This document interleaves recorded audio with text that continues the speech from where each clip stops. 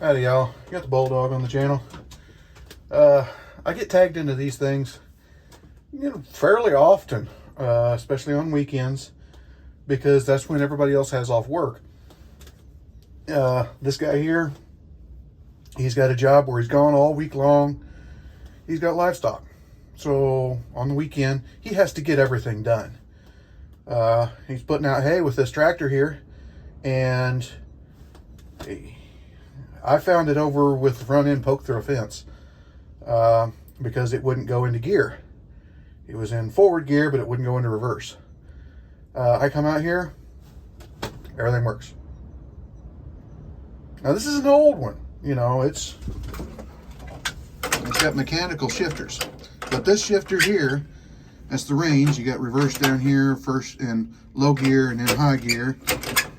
But this shifter itself is just loosey-goosey, floppy, and I think that's what's going on. The thing was not engaging, because it actually hits that thing, but sometimes it doesn't actually engage into reverse all the way. So I think that's what was going on. But I've heard too many stories about mechanics of all kinds.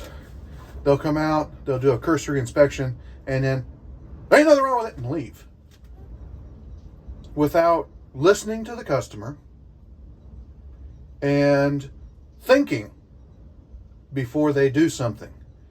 Guess what? The customer, 9 times out of 10, has experienced a problem. They're not calling you just out of the blue to complain. They're calling you because they have a problem. Sometimes the problem is something they're doing wrong. That doesn't make it any less of a problem. They still need to know what it is. In this case, it's both. He was doing something wrong by not getting it into gear, and that was the direct result of the shifter being loose.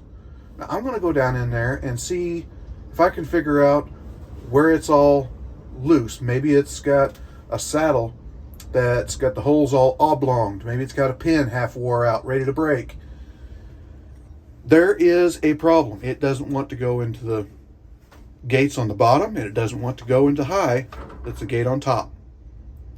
So that means there's enough slack that you can't move it far enough. It's going to give him trouble again.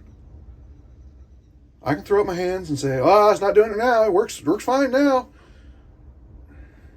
Well, no, anybody with half a brain knows it doesn't work fine, but it works. And if you're, somebody that has worked all week long and got home late and trying to get something done in the freaking cold, which has been cold. It was down in the single digits day before yesterday when he probably was using this. I don't know. You'll get frustrated.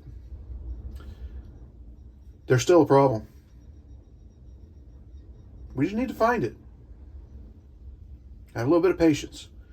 Yes, I understand that it's time that we don't charge for. And that's why most mechanics won't take the time to think, because that requires time. And how do you charge for that time? You don't. It's the nature of the business. It's like a doctor sitting in a restaurant, and then somebody that knows they're a doctor or finds out that they're a doctor goes over there and says, "Hey, I got this spot. Can you take a look at it real quick?"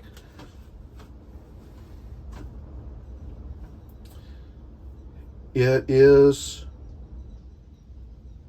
part of the profession. But still, think a little bit. Look for their problem. If there is nothing mechanically wrong and they're doing something wrong, they need to know so that they don't call you again.